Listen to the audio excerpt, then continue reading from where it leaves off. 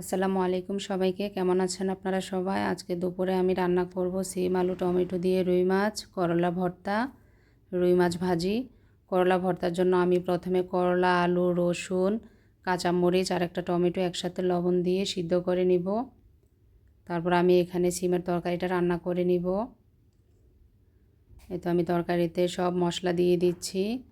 এখন আমি সিম আলু খুব ভালো করে মশলার সাথে কষিয়ে নেব। কষানো হলে আমি এখানে ঝোলের পানিটা দিয়ে দিব।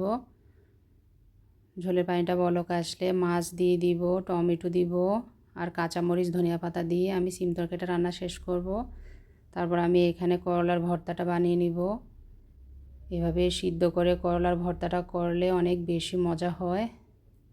আমাদের বাসায় সবাই অনেক বেশি পছন্দ করে। এভাবে আপনারা একবার ট্রাই করবেন, দেখবেন বাসার সবাই অনেক বেশি পছন্দ করবে, এমনকি বাচ্চারা পর্যন্ত খাবে। করলার ভর্তা দুই রকম হয়, একটা ভাজি ভর্তা, একটা সিদ্ধ ভর্তা, দুইটাই অনেক বেশি মজা হয়। কিন্তু আমি ভর্তাটা বানানো হয়ে গিয়েছে, এখন আমি দুপুরের খাবারটা পরিবেশন করে নিয়েছি।